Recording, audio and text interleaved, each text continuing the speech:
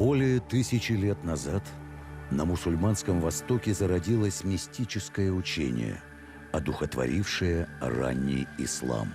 Сейчас его принято называть суфизмом. Мистикам претил дух начетничества официального духовенства, под влиянием которого миряне становились либо темными фанатиками, либо лицемерами. Суфии хотели вдохнуть в свое учение иной смысл, ставя высшей целью не слепое следование религиозному закону, а познание божественной реальности. Но на этом многотрудном пути нужно было пройти несколько ступеней восхождения к Абсолюту. Человек, достигший высшей ступени, носил титул Кутб-Заман, то есть полюс времени.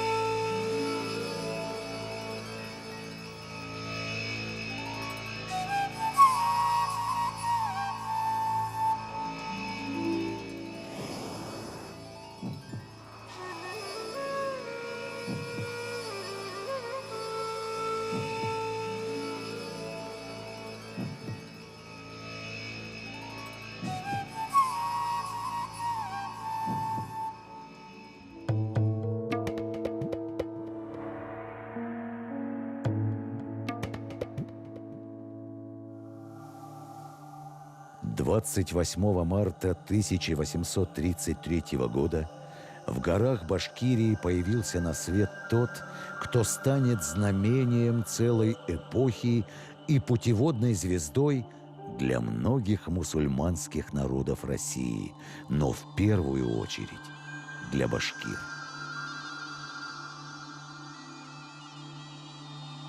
Многое повидали эти горы. Здесь проходили полчища Тамерлана, здесь с генералом Саймоновым сражался мятежный мулла Бепеня, родич того, кто родится в этих же горах 100 лет спустя, в дни праздника Курбан-Байрам. Видимо, небесам наскучило вечное брецание оружием, которое, усиленное эхом здешних гор, оглушало последнюю 1000 лет равнины по обе стороны Урала. И тогда в ауле Шариф Троицкого уезда Оренбургской губернии, ныне это селение Учелинского района Республики Башкортостан, явился миру тот, кому будет суждено властвовать не мечом, как это было заведено, а мощью своего духа, ибо он станет полюсом времени. Новорожденного нарекли именем Зайнулла, что означает «драгоценность Аллаха», и попали, что называется, не в бровь, а в глаз. Язык суфизма – язык метафоры, прибегнем к нему и мы. В истории нашего края Зайнулла Расулев стоит особняком, как одинокий шихан Юрактау, что в переводе означает «сердце гора», возвышающийся над людьми и неподвластный времени. Зайнулла Расулев также духовно превосходил своих современников и повелевал временем своим и последующим. Не случайно он носил высший титул суфийской духовной иерархии Кутб-Заман, что означает «полюс времени». Если говорить языком метафоры и далее, то Зайнулла Расулев был духовным сердцем своего народа, целого поколения мусульман, ибо именно духовное сердце, а не разум, согласно учению суфиев, являлся мистическим центром богопознания. «Зашей глаза, пусть сердце станет глазом», говорил великий суфийский поэт Джалаледдин Руми.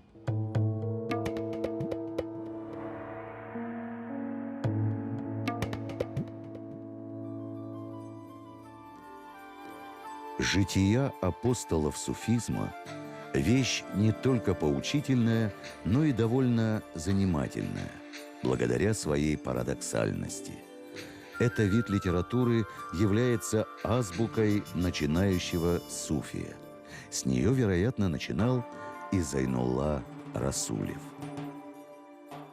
В древней земле Хорасана правил шах Ибрагим, Закон его – суры Корана, был он народом любим.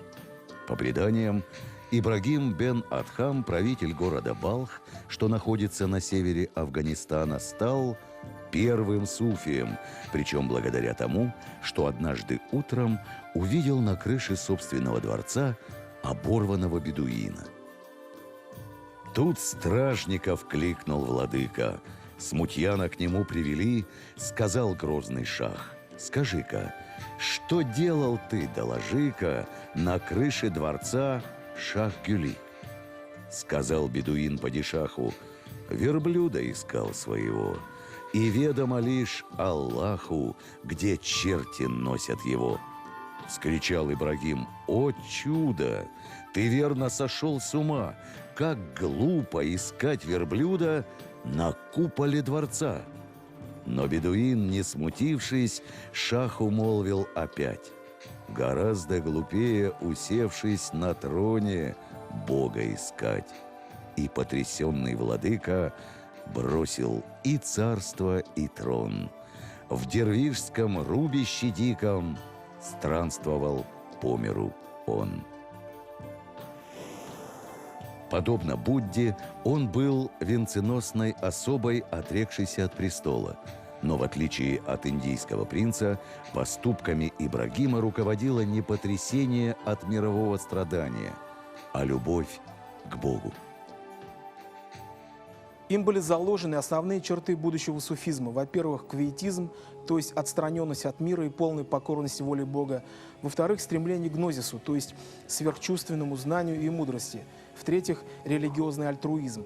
Этот новый императив ярко выразила женщина-суфий Рабига аль-Адавия, жившая в VIII веке, во всеуслышание заявившая о своем желании сжечь райские кущи дотла и залить водой адское пламя, дабы никто не служил Богу исключительно ради райских утех или страха перед адскими карами. Что представляет из себя суфизм, вкратце, если говорить? Это прививание людям любви к Богу и к его созданию. Чтобы религиозные обряды не были только формальным выражением веры, а чтобы она была искренней от всего сердца. Ибо пророк Мухаммад, саллаллаху алейхи вассалям, говорил: «Ахлис амалика якфика аль-калилю мин аль-амаль». Пусть твоя вера будет искренней, и тогда даже малые деяния помогут тебе в спасении перед Всевышним.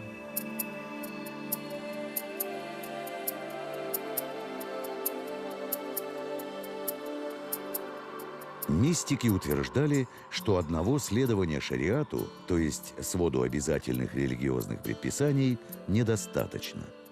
Вступая на стезю мистического пути, называемого тарикат, суфий проходил несколько так называемых стоянок. Стоянка покаяния, тауба, полностью меняла жизненную ориентацию обращенного от мирской суеты к истине, которая есть Бог. Затем следовала стоянка воздержанности, зухт, от излишеств, которые всегда уводят человека в сторону от намеченного пути.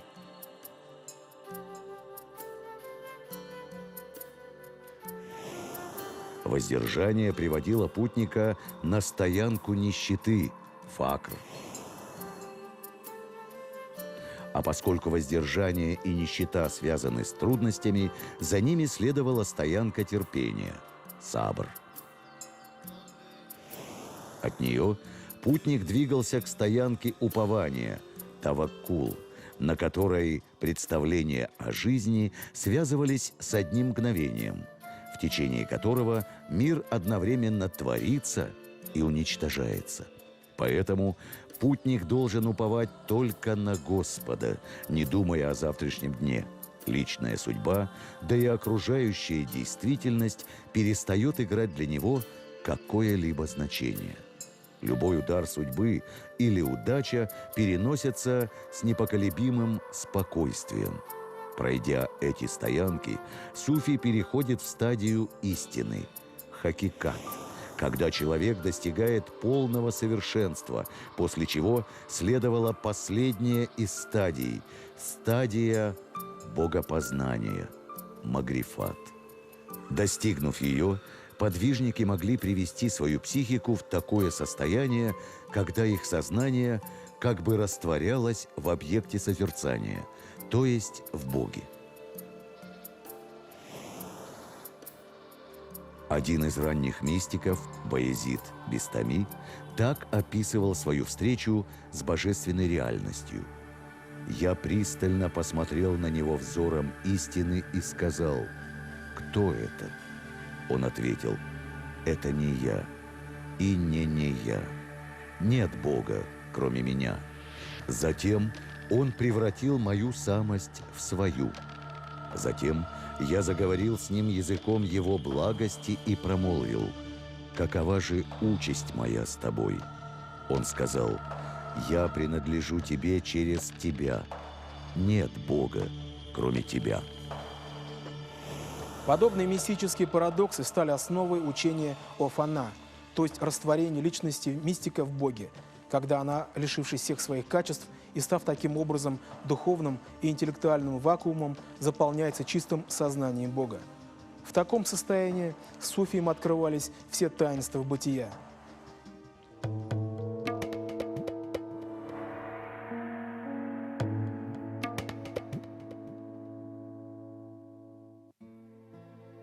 В возрасте 10 лет юный Зайнулла начал учиться в медресе аула Мойнак под руководством имама Якуба бен Ахмада Аля-Хунди. И уже в 1851 году он отправляется в город Троицк. В то время здесь было 4 мечети и 1 медресе. Зайнулла Расулев стал учеником имама первой каменной мечети Ахмада Аль-Минкари, являвшегося шейхом суфийского братства Накшбандия. Зайнулла стал лучшим студентом медресе и характеризовался как самый заметный и наиболее старательный последователь своего учителя в его эзотерическом учении. Вероятно, уже в годы студенчества Зайнулла Расулев стал знакомиться с классикой суфизма. Зная, что Всевышний, проявляясь, принимает разные формы, и что сердце, вместилище Всевышнего, не вмещает уже прочих созданий, он как бы заполняет его. Башкирский историк начала XX века шейх Мурат Рамзи писал: в период своего проживания в Троицке молодой Зайнулла в составе каравана отправился в путешествие в Бухару, которое длилось целый год. Он был вынужден вернуться назад из-за отсутствия возможности достичь своей цели – продолжить учебу в Бухаре по причине сильного противодействия царского правительства контактам российских мусульман с Бухарой. В 1858 году, по окончании Троицкого медресе, новоиспеченный мулла Зайнулла Расулев назначается имамом в аул Аккужа, расположенный рядом с его родным селом. Именно находясь здесь, Зайнулла Расулев решил встать на путь духовного подвижничества. Роль официального священнослужителя его не устраивала. Мурат Рамзи продолжает. Зайнулла Расулев уже был в состоянии полной подготовленности к вступлению в суфийское братство, не удовлетворялся явным экзотерическим знанием аз-Захир, а напротив, он желал быть осчастливленным приобретением тайного, эзотерического знания аль-Батын. По тысячелетней мистической традиции Востока он проходит обряд инициации и вступает в суфийское братство Накшбандия Муджаджидия под руководством шейха Абдул-Хакима Курбангалеева. Психологический портрет послушника шейха, мюрида Зайнуллы, в то время должен был отличаться радикальным неприятием мира, свойственным суфийским неофитам.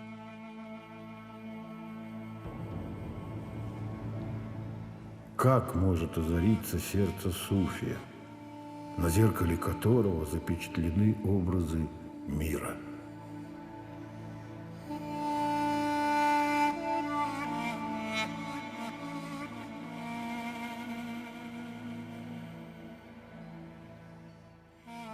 Прошло много лет, проведенных во внутренних борениях. С одной стороны, Мюрида Зайнуллу не могли не задевать страдания своего народа, блуждавшего во мраке невежества и отчаяния. С другой стороны, какое ему дело до профанов, недостойных божественного озарения? Укрой свое существование под толщей безразличия к миру. Ведь семя, не зарытое в землю, не взойдет, и не будет от него плодов.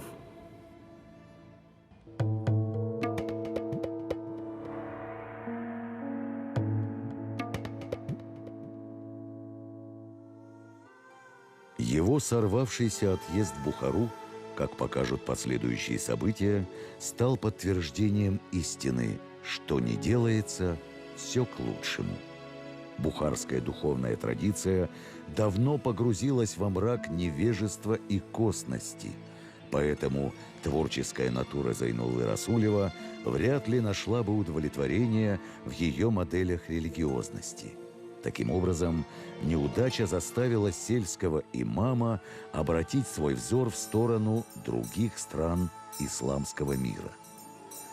В 1870 году он отправляется в паломничество к святым местам – Мекку и Медину, с остановкой в Стамбуле, чтобы оглядеть великую исламскую метрополию и, главное, встретиться с известными шейхами столицы Османской империи, дабы углубить свои познания в методах освоения эзотерических знаний. Профессор Калифорнийского университета Хамид Алгар пишет: «Среди учителей, которых Зайнулла Расулев встретил там, был шейх Ахмад Зияуддин Гомушханеви, наиболее выдающийся шейх из братства Накшбандия в Стамбуле. Зайнулла Расулев во второй раз прошел обряд посвящения в братство Накшбандия. Перед отправкой в Хиджаз Зайнулла Расулев провел 40 дней в уединении с Гомушханеви, укрепляя духовные узы со своим новым руководителем и полнее осваивая методы мистического пути Халидия Накшбандия. Шейх Зияуддин Гомушханеви был последним великим шейхом Османской Турции, а его мюрид Зайнулла станет последним великим шейхом Урала-Поволжья, Сибири и Казахстана. Почти сразу же после своей духовной практики у шейха Зияуддина новоиспеченный шейх Зайнулла сподобился божественных откровений. Завершив паломничество в Мекку, он уже в звании шейх Аль-Камиль, то есть совершенного шейха, возвращается на родину. Итак, Зайнулла Расулев вторично вступает в братство Накшбандия, теперь в ряды его ответвления Халидия. Почему?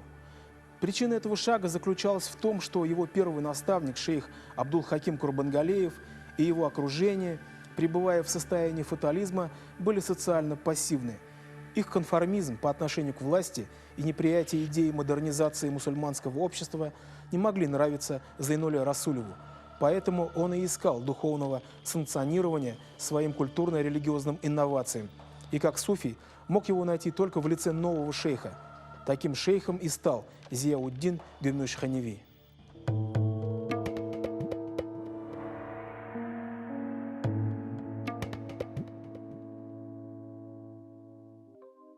Суфийские мыслители оставили огромное число произведений, поэм, сборников изречений, теософских трактатов. В средние века приобрели известность сочинения Мухья-ад-Дина ибн Араби, которого упоминает в своих трудах Зайнулла Расулев. Что касается учения Ибн Араби, на которого Зайнулла Расулев делает соответствующие ссылки, то его учение вошло в историю под названием «Вахдат аль-Вуджуд», то есть «Единство бытия». Что это было за учение? Согласно ему, Бог или Абсолют является единственной подлинной реальностью, не нуждающейся в первопричине и являющейся абсолютным совершенством, в котором потенциально утаены все существующие реальности. Мир – это всего лишь плод божественного стремления проявить себя и узреть собственную сущность. Желание это обусловлено печалью одиночества. В результате стремления Бога стать известным происходит рождение мира, которое всего лишь отцвет Бога. Творение есть переход из состояния потенциальности в состояние проявленности. Ибн Араби, обосновывая свои озарения, ссылается на священное писание и предание. Согласно священному хадису, хадис Кудси, на вопрос пророка Дауда, обращенный к Богу, почему он создал мир, Господь ответил: «Я был скрытым сокровищем, и я захотел быть явным».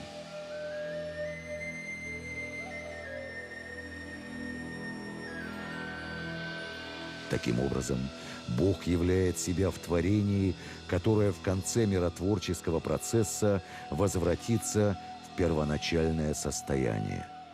Коран декларирует это возвращение Бога, проявившегося в творении, к себе, к Нему возвращается все.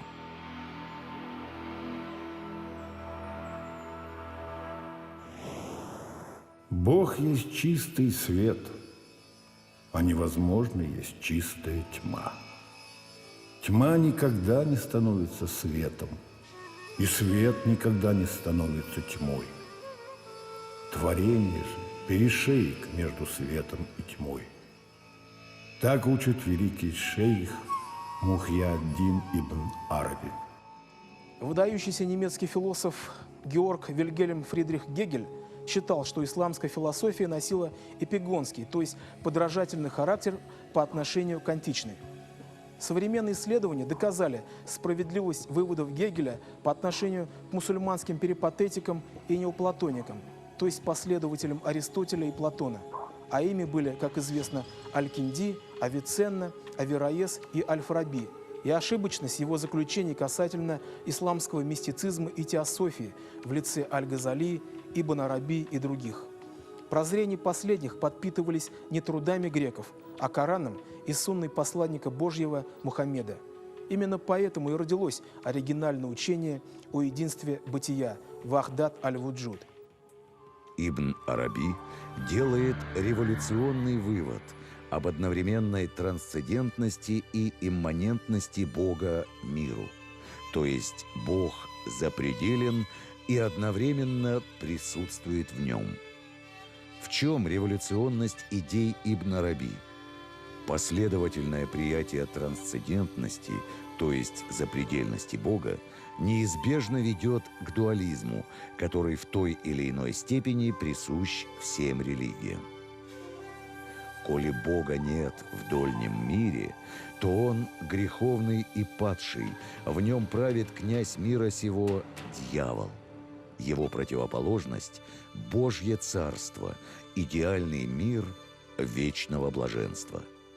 Логика смысловая архитектоника исламской культуры, она не предполагает противопоставления божественного и эмпирического, что характерно для западной мысли. Для западной мысли это характерно, вот это противопоставление божественного и мирского в силу укорененности на европейской почве. И вот это противопоставление сакрального и мирского, оно восходит еще ко временам Платона. Платон ведь удвоил мир, объявил, что существует чувственный приходящий мир и есть мир неподвижных сущностей, эйдесов. И тем самым установил между сверхчувственным и эмпирическим пропасть онтологическую, непроходимую.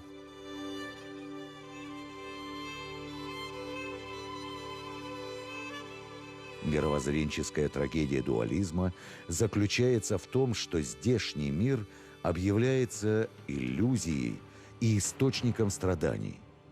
Крайние секты дуалистов Карматы, манихеи, катары учили, что материя является злом. Поэтому нужно добиться подлинной смерти еще при жизни, то есть потерять к ней всякий вкус. Катары чередовали строгий аскетизм с самым разнузданным развратом для изнурения плоти, олицетворения материи, источника страданий. Карматы проявили себя жестокими убийцами-смертниками, с радостью лишавшимися жизни по приказу старца горы.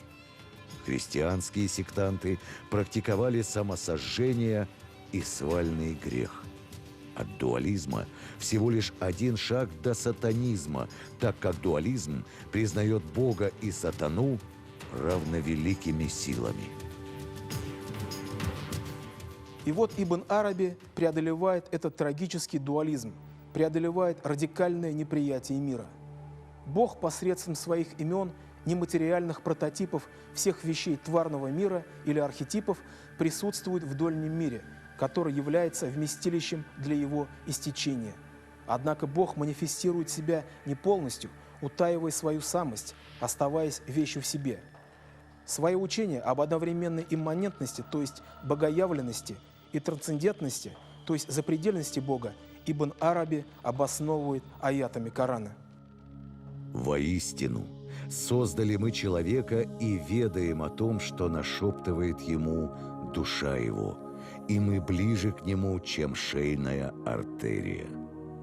Но особенно ясно суть учения Ибн Араби выражена следующим аятом Корана. Он первый и последний, явный, то есть имманентен миру, и тайный, то есть трансцендентен, и он о всякой вещи знающий.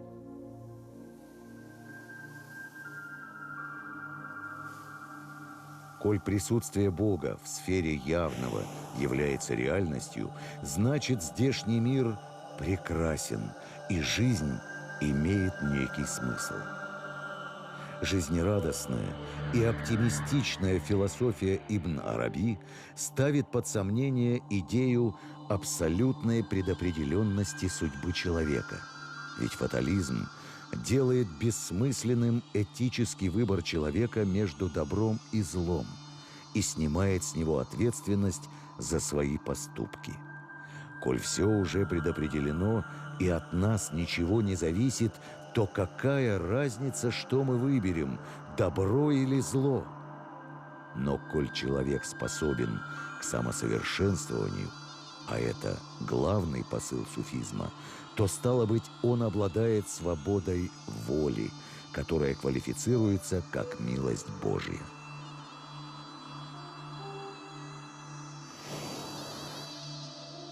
Почему Господь добровольно ограничивает свое могущество, даруя человеку свободу? Ответ один – для испытания человека, чтобы он проявил свою подлинную добродетель. Шейх Джалалад-Дин Руми, мир его праху, утверждал: целомудрие ничего не стоит, коль отсутствует искушение пороком.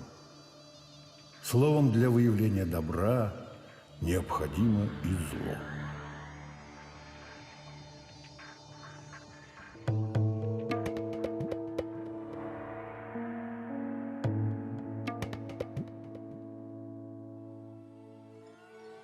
Пути Господни неисповедимы. В том же 1870 году, когда шейх Зайнулла совершал паломничество в Мекку, из России по направлению к священному городу ислама отправился почетный пленник русского царя, знаменитый имам Шамиль. Вполне возможно, что в нескончаемом потоке паломников их разделяли считанные метры. Шейх Зайнулла и имам Шамиль принадлежали к одному суфийскому братству – Накшбандия. Мало того, к одному и тому же его ответвлению – Халидия. Братья-халидийцы были прямыми противоположностями друг другу. Один доблестный воин, другой смиренный мистик. Один проповедовал джихад руки, другой – джихад сердца.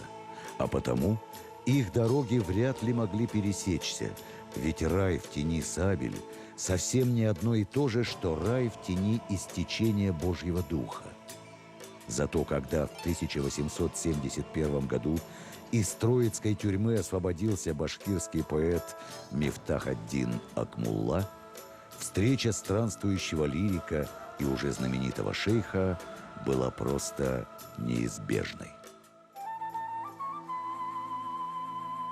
И что в человеке хвалить, раз в нем доброты не на грош? Что мир этот бренный хвалить, в нем только страдание и ложь? В судье этом что восхвалять? Он песню послушную пел. В джигите что восхвалять? Страной супостат завладел. Что женщину эту хвалить? В ней только бренчание монет. Что рослое чадо хвалить? Забыт им отцовский завет. Что девушку ту восхвалять? Вся в сплетнях, клубится как дым. В мулле этом что восхвалять? И мертвым он лгал, и живым. Стихи Акмуллы, проникнутые беспросветным пессимизмом, не могли не произвести на шейха удручающего впечатления. Сердце протестовало против этой страшной картины, но разум сокрушенно признавал правоту поэта. Вероятно, именно тогда шейх Зейнулла решил открыть свое сердце миру. Его совесть возмутилась против индивидуального спасения, исповедуемого суфиями, как проявление эгоизма. Спасение должно быть, если не всеобщим, то шанс на него должен иметь каждый. Спасение невозможно без познания истины, которую потому и следует открыть людям. Сердце шейха Зейнуллы воспылало любовью и жалостью к людям, не понимающим причин своих страданий. И вот он озарил людей отражением божественного света, желая указать им верную дорогу в окружающей тьме. Мир – отражение божественного света, а сердце просветленного суфия – отполированное зеркало, отражающее божественный свет. Тот путник удостоится избранничества Божьего, кто сумеет оставить след божественного света на отполированном зеркале своего сердца в виде имени Бога. Но возможно ли такое? Ведь по глади зеркала скользит даже пыль. Что же говорить об истечении бесплотного света? Он был человеком не просто слова, хорошего слова, но он был и человеком действия. Надо учитывать, что особенность исламской культуры – это в том, что иман, вера у мусульман – это единство знания и действия. Это не просто акт субъективного признания каких-то истин. Вера в понимании мусульман – это когда знание о чем-то, в данном случае знание о своих обязанностях, непосредственно связано с практическими действиями. От недавнего суфийского безразличия к миру не осталось и следа. За 2 года его проповеди мюридами шейха становятся несколько тысяч человек из числа башкир, татар и казахов. Шейх Зейнулла мечтал с помощью суфийского пути богопознания изменить жизнь мусульман, воспитав в них непоколебимость мистика, стойко сносящего удары судьбы. Однако в образе шейха Зейнуллы власти увидели нового имама Шамиля, хотя эпоха башкирских восстаний 17-18 веков давно канула в лету. Правительству также показалось подозрительным то, что башкирский шейх стал практиковать громкий зикр, как это было заведено в братстве Халидия, но было чуждо местным традициям. С помощью через достижение транса. Практика громкого зикра не нравилась и его бывшим коллегам по братству Муджаджидия. Удивительным было то, что громкий зикр в это же время в Чечне вводил шейх Кунта Хаджи. Чеченский шейх был арестован и сослан в Вологодскую губернию. Похожая участь ожидала и шейха Зайнуллу. Шейх Зайнулла происходил из башкирского рода Кувакан. Именно этот род дал истории знаменитого предводителя башкирского восстания 1737-39 годов Муллу Бепеню Турубердина, являвшегося одновременно и старшиной Куваканской волости. Кому, как не Зайнулле Расулеву, знать о его героической борьбе и трагической гибели. Поэтому в вооруженной борьбе своего соплеменника он предпочел своеобразную форму гражданского протеста, выразившуюся в массовых родениях, сопровождавшихся громким зикром. Генерал-адъютант Николай Крыжановский докладывал оренбургскому губернатору о действиях шейха Зайнуллы. После его внушений многие из башкир стали сопровождать молитвы криками, неестественными телодвижениями, доводя себя до безумного состояния. Число лиц, собравшихся, простиралось чуть ли не до 3000. Здесь речь идет о практике суфийских родений, во время которых мюриды нередко погружались в коллективный транс. Это безобидное увлечение многим показалось весьма опасным явлением. Во всем этом было что-то надрывно протестующее. Хамид Алгар пишет, что враждебность к Зайнулле Расулеву исходила из традиционалистских религиозных кругов, сохранявших лояльность бухарским моделям религиозности и обучения и испытывавших подозрение к влиянию, исходившему из Турции и Хиджаза. Словом, опять просматривается столкновение двух течений – консерватизма и модернизма. С одной стороны, застывшие в глубочайшем кризисе традиции Средней Азии, с другой стороны, пробудившийся от вековой литургии Ближний Восток. Муллам-ретроградам не нравилась восторженная проповедь шейха Зайнуллы, одухотворявшая паству и звавшая к социальной активности. Благородный Коран говорит о Боге. Он тот, кто сделал вас преемниками на земле. Человек не только преемник Бога на земле, но и вместилище божественного истечения. Чтобы оправдать свое высокое предназначение, человек должен стремиться к совершенству внутри себя и к совершенству вокруг себя. Ведь все это – манифестация божественного смысла.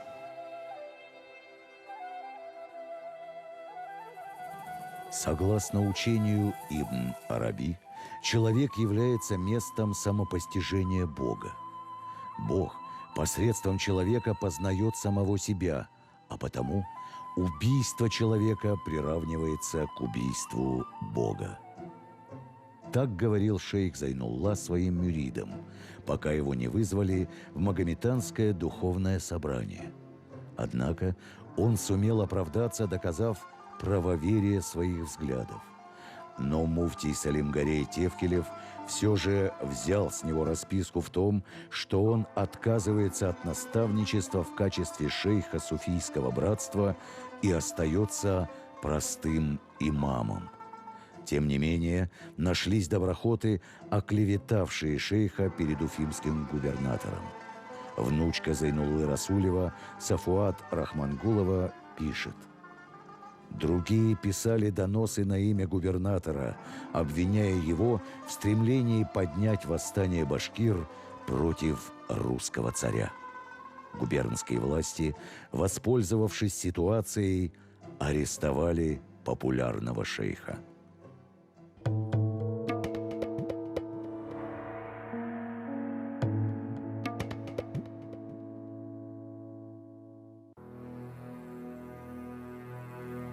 В течение 8 месяцев Зайнулла Расулев содержался в Златоустовской тюрьме, а затем был сослан в город Никольск Вологодской губернии. Аллах послал мне это испытание, и я смиренно принял его, говорил впоследствии шейх. Местный батюшка, найдя шейха полуживым от болезни и тягот длинного пути, то ли из чувства солидарности с мусульманским коллегой, то ли из христианского милосердия, прислал арестанту лекарства и пищу.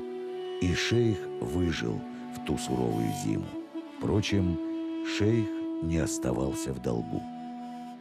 Түрме начальнигінің хатыны иріне илей болайынды, балағы өлі барғас, айда шул башқұртты сақырып кетірейік әлі. У начальника тюрьмы ребенок лежал при смерти. Его жена стала уговаривать, либо позвать того башкира, либо отнести ребенка к нему. Начальнику тюрьмы, видимо, эта просьба не очень понравилась, но, поддавшись на уговоры жены, он отнес ребенка, лежащего без сознания, к старику. Нехотя Зайнулла-ай-Шан прочел заговор от сглаза, поводил палкой вокруг ребенка и отправил его домой. Как бы там ни было, по возвращению отца с работы ребенок уже вовсю носился по дому. Мать ребенка и говорит: это, наверное, непростой старик, надо бы вернуть его. Вот такой совет дала. Эти странные с точки зрения того времени отношения породили в головах горожан не менее странные мысли. Оказывается, людей разъединяют лишь догматы их конфессий, но искренняя вера в единого Бога, наоборот, объединяет. Внучка шейха Сафуат Рахманкулова пишет в своей книге: «Ишан Хазрат никуда не ездил, не ходил дальше дома. Наверное, так надо было, поскольку он был под надзором полиции. Он работал во дворе по хозяйству, в промежутках между молитвами много читал». Лишенный практики суфийского наставничества, он погрузился в более тщательное изучение трудов великих мыслителей ислама, начатые еще в годы студенчества. Шейх Ибн Араби учит: многообразие вероисповеданий – вещь очевидная. Тот, кто ограничивает Бога одной истиной, одной религией, тот отрицает Бога за пределами этой ограниченности. Ведь Бог говорит: куда бы вы ни обратились, везде лица Божии.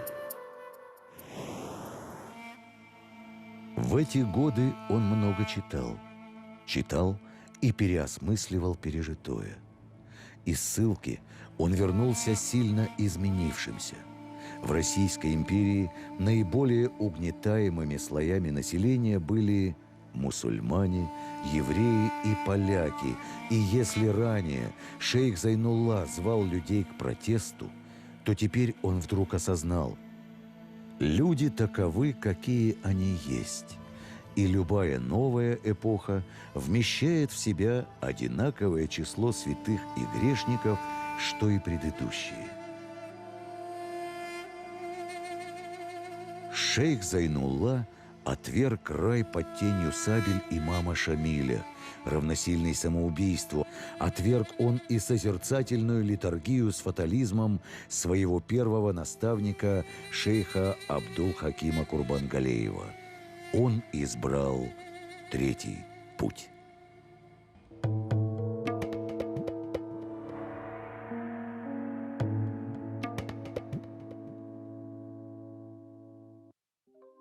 В 1883 году шейх Зайнулла получил приглашение переехать в город Троицк и обосноваться на улице Амурской в качестве имама специально построенной для него Пятой соборной мечети, учителя и суфийского наставника Муршида. Историк Мурат Рамзи, являвшийся в то время мюридом шейха Зайнуллы, пишет: «Шейх и наш господин Зайнулла переименовал улицу Амурскую для себя в улицу Магмурия, то есть заселенная. Так и произошло, так как на этой улице были построены мечеть и суфийская обитель. Здесь поселились видные ученые и преподаватели. Со всех сторон сюда потянулся народ благодаря благодати прибытия сюда шейха Зайнуллы». В XIX веке в Башкирии действовали десятки мадресе. Наиболее известные из них находились в Стерлибаше, Стерлитамаке, Каргалах и Медиаке.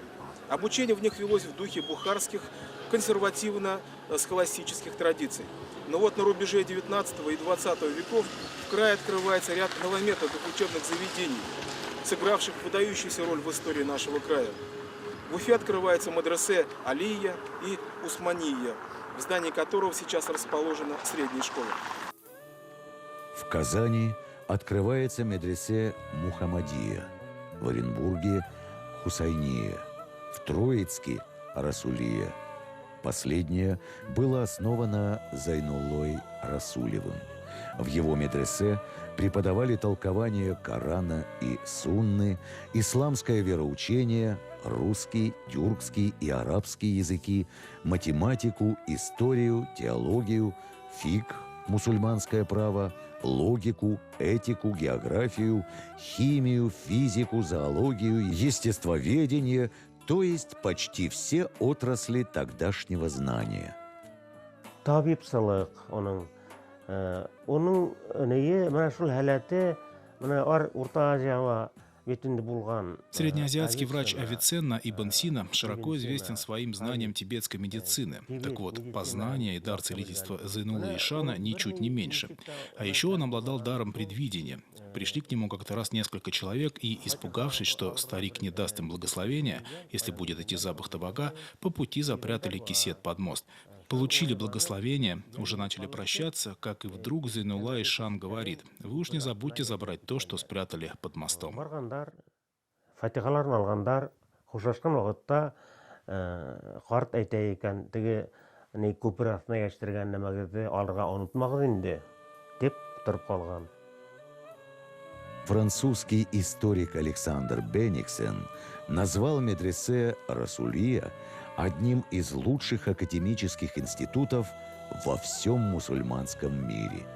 Новое направление в мусульманском образовании получило название джадидизм, то есть обновленчество. Зайнулла Расулев здесь опять-таки ввел новый дух в свое медресе, можно сказать, дух свободомыслия. Он одним из первых в нашем регионе начал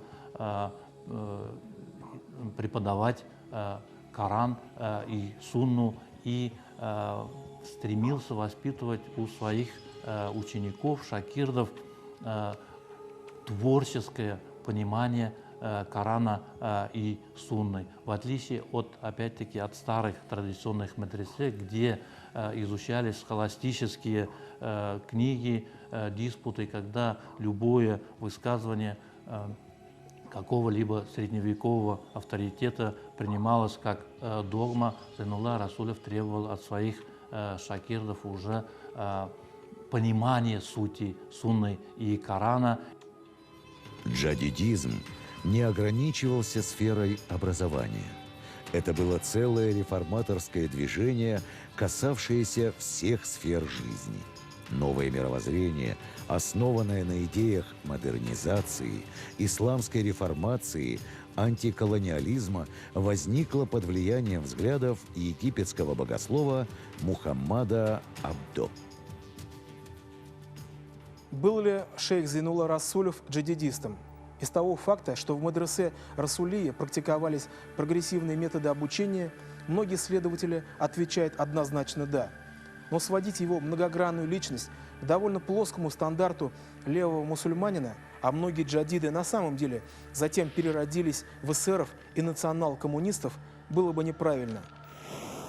Именно вот так его бескомпромиссность, принципиальность, по сути, и свидетельствовали в глазах его современников присутствие божественного в этом мире. То есть он своими поступками подтверждал очевидность религиозных истин. XIX век был эпохой глубочайшего кризиса не только для башкир.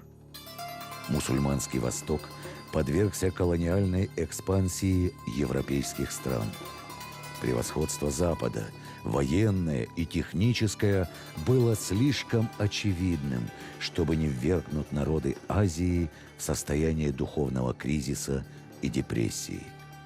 Как ответил мусульманский Восток Западу? Зарождением двух доктрин – джадидизма и ваххабизма. Зайнулла Расулев не разделял антирелигиозных взглядов крайних джадидистов. Не разделял он и идей ваххабизма. Основу учения ваххабизма составляет книга Ибн Таймии.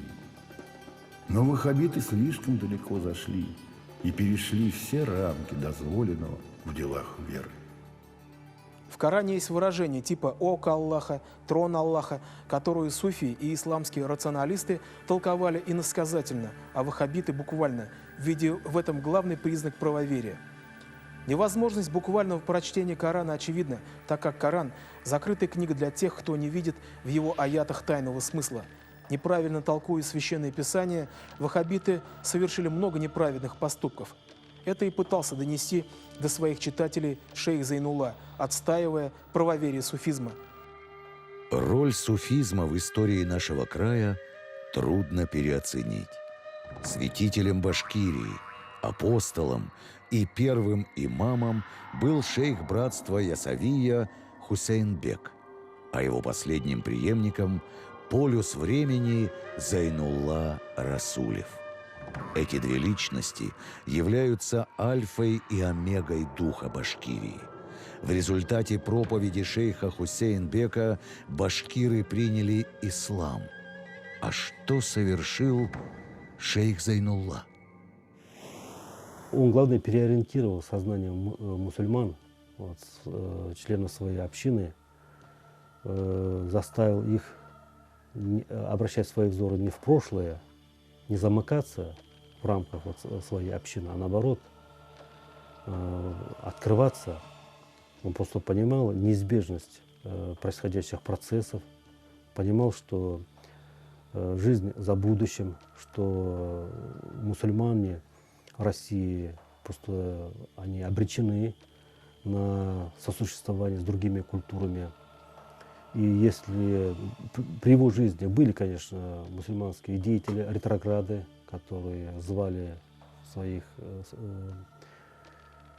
единоверцев отказываться от любого контакта с окружающим миром, то наоборот, шейх Зайнулла Расулев, он не просто призывал своих единоверцев, мусульман, активно вступать в контакт с окружающим миром, участвовать в процессах общероссийских. Он сам способствовал, он сам активно знакомился с современными достижениями. Заслуга шейха Зайнуллы Расулева как раз и заключается в том, что он сумел вывести башкирский народ из состояния оцепенения, вдохнул в него надежду на лучшую долю. Путь, предложенный им, не заставлял башкир присмыкаться перед властимущими, как присмыкалось официальное мусульманское духовенство. Его путь давал возможность освободиться от рабства, идя с высоко поднятой головой.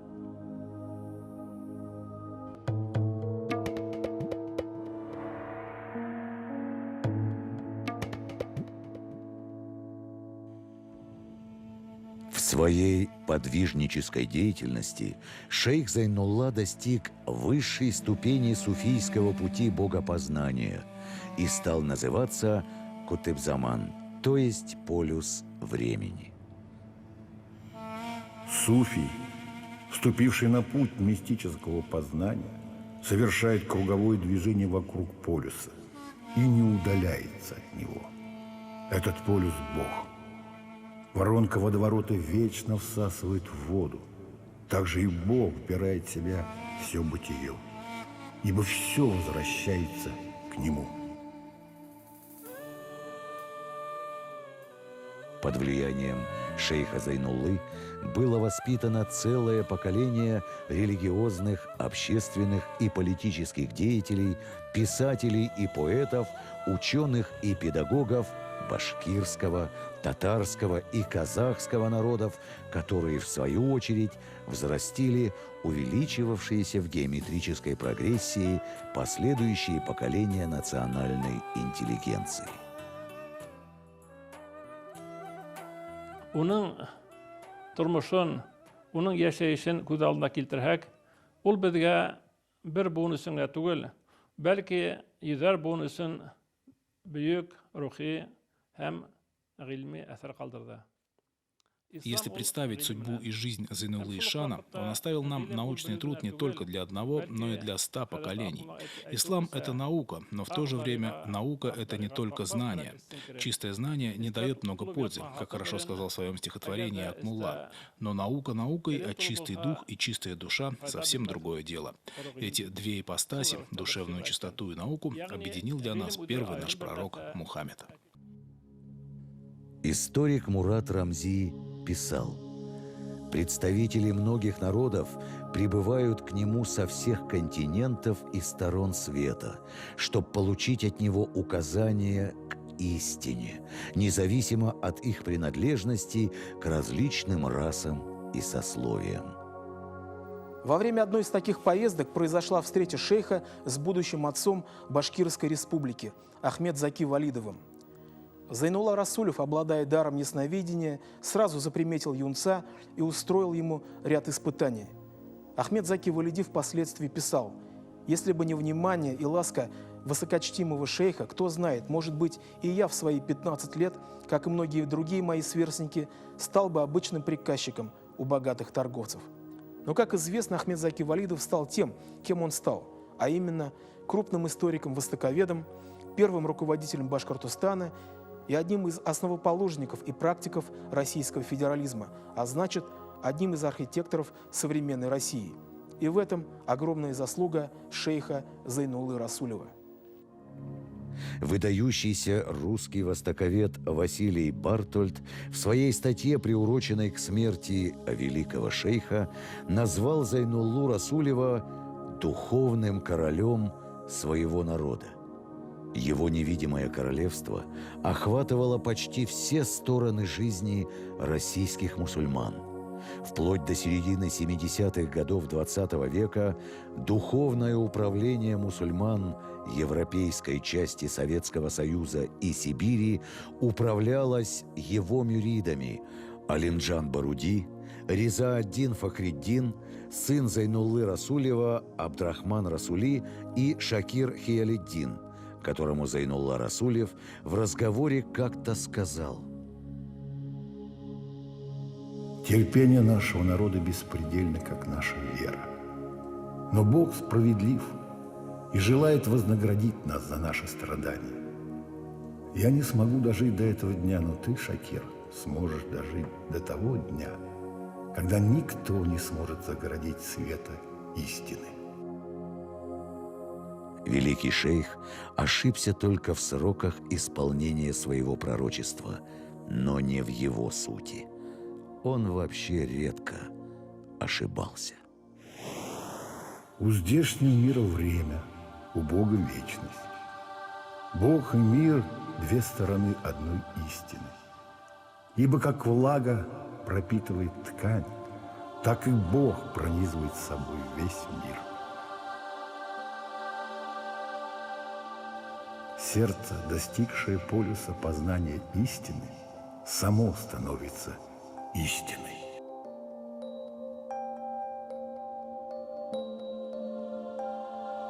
Шейх Зайнулла Расулев завершил свою земную миссию в начале февраля 1917 года. Господь призвал его к себе, как бы желая оградить своего верного паладина от ужаса грядущих потрясений. Перед смертью шейх увидел родные горы и отпустил свою душу к первоисточнику всего сущего.